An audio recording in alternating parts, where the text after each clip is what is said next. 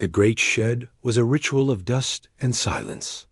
It stood on the edge of the royal grounds, a dome of smooth, gray stone meant for one purpose. Inside, the air was cool and smelled of minerals and slow time. He stood in the center, a human surrounded by watching eyes that were not eyes.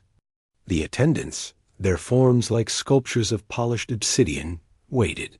They communicated through soft chimes and the subtle play of light across their surfaces. He understood them now. He had learned. For 3 cycles he had prepared. He had ingested the royal gels, submitted to the somatic harmonizers, and meditated in the resonance chambers until his own heartbeat felt like an echo of the hive. It was all for this. To shed not a skin, but a lifetime. To become the vessel for a new royal line. The old consort was dying. That was the simple biological truth. The queen, the majestic and terrifying heart of the hive, required a genetic reset. Her offspring, the future rulers, needed a new template, something strong, adaptable, resilient. Something like humanity. He had been chosen from 1,000 volunteers. His reasons were his own. Atonement, perhaps. Or a desperate, final act of diplomacy for a species that still cowered at the edges of the galactic community. To be the cornerstone of an alliance that would last 1,000 years. A living treaty. The attendants began their work. A low hum filled the dome. It vibrated in his bones. He felt a pressure, not on his body, but within it.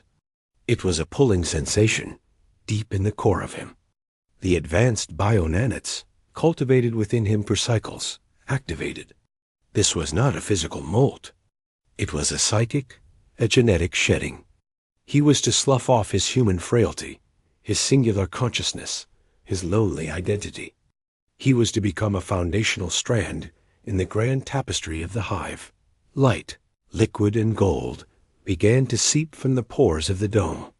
It pooled on the floor and climbed the walls. It touched his feet, and warmth spread upwards. The hum deepened, becoming a sound he felt in his teeth. Visions, not his own, flickered at the edges of his sight. The history of the hive, a torrent of collective memory, of sons being born and dying, of migrations across spiral arms. The weight of it was immense. He gasped as the process truly began.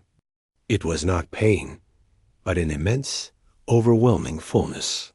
He felt layers of himself being examined, parsed, and then gently set aside. His fear of the dark as a child, the taste of a peach from a tree long gone, the sound of a specific laugh. These memories were not erased. They were archived, moved to a quiet chamber of his mind to make space. New sensations flooded in. The distant, rhythmic pulse of the queen's heart. The taste of the hive nectar on 1,000 different tongues. The constant, soft whisper of 1,000,000 minds going about their duties. The noise was terrifying, beautiful, and utterly vast. He sank to his knees as the golden light enveloped him completely. He could see through it, see the attendants watching, their forms shimmering with reflected brilliance. He was being unmade and remade.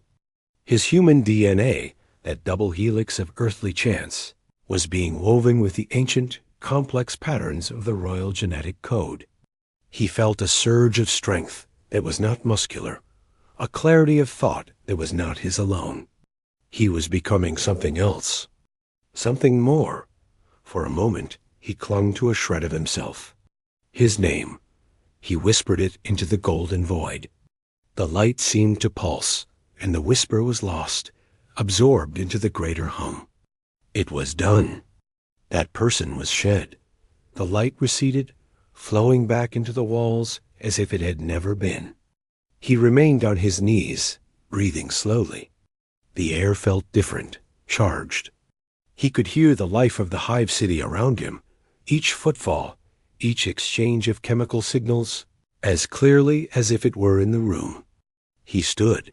His body was the same, yet it was not. It felt like a perfectly tuned instrument. The dome parted, not with a door, but by the stone flowing aside like water. Outside, the royal chamber awaited. It was a cavern of living crystal, pulsing with a soft, internal light. The air was warm and sweet. And there, upon the dais, was the queen. She was immense, regal, her form a masterpiece of chitin and iridescent scale. Her eyes, large and deep as nebulae, held him. He did not bow. The new knowledge within him stated it was not required. Not anymore.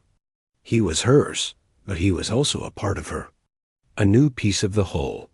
He approached the dais. The whisper of the hive was a roar here, centered on her. She was the conductor, the heart, the source. He stopped before her. A limb, delicate despite its size, reached out. A claw, capable of shearing metal, touched his cheek. The contact was electric. It was not just touch. It was a connection. A flood of thought, emotion, and pure presence filled him. Approval, gratitude, a profound and ancient loneliness now soothed. He saw himself through her perception, not as a small, soft alien, but as a brilliant, sturdy star around which a new constellation would form. He was stability. He was vitality. He was the future. Her voice, when it came, was not sound. It was a direct impression in his mind, rich and layered like the lowest note of a cello, felt in the soul. It is complete. The shed is done. The old vessel is empty. The new one is full. The meaning was clear. The human who had entered the shed was gone.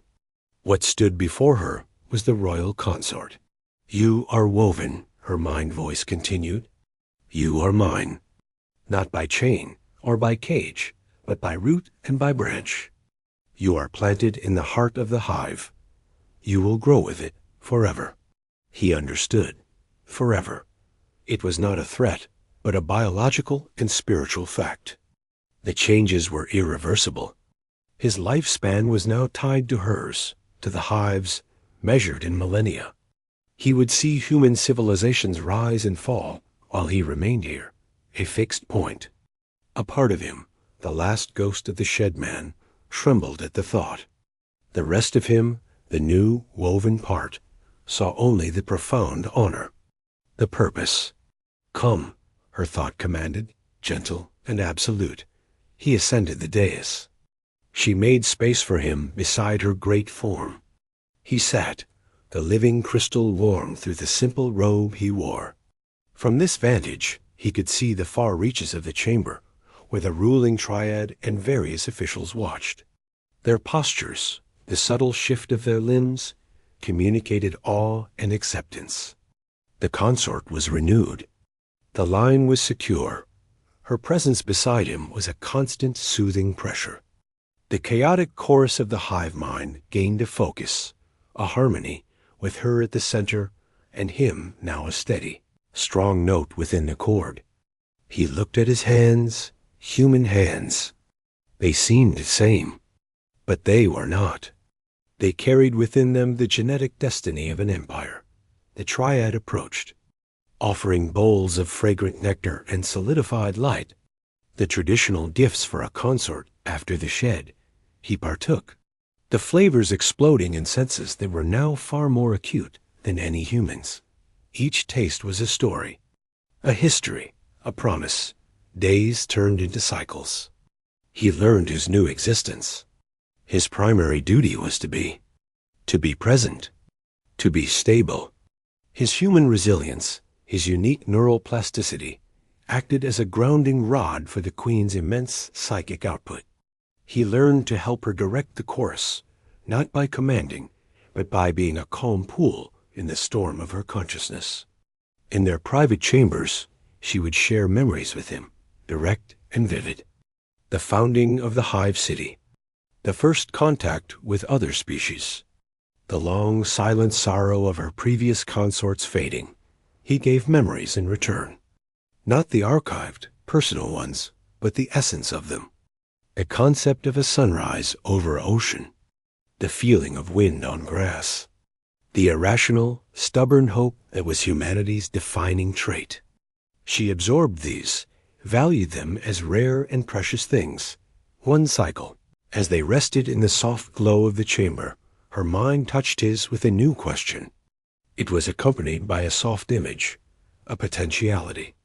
The image of an egg, not of this cycle, but of the next. A future beginning. You have shed your past, her thought came. You have become the foundation. Now you will be the source. The new line will carry your strength. Your forever is not just to stand beside me. It is to flow forward, through our children and their children, until the stars grow cold. You are claimed, not as a possession, but as a river is claimed by the sea. You are forever part of the tide. He placed a hand on the cool, iridescent curve of her form. He sent back a feeling, wordless and pure. It contained his acceptance, his peace, and the last echo of human love, transformed now into something vast and eternal. It was not a submission, but a confluence. Two great streams, one ancient and powerful, one new and resilient, joining into one unbreakable flow. He had shed his small, solitary life. In its place, he had gained a universe. The Queen's presence enveloped him, a warmth that was both maternal and conjugal, absolute and kind. The hive sang around them, a song of continuity, of a future secured. And within that song, his note was clear and strong, woven into the royal line forever.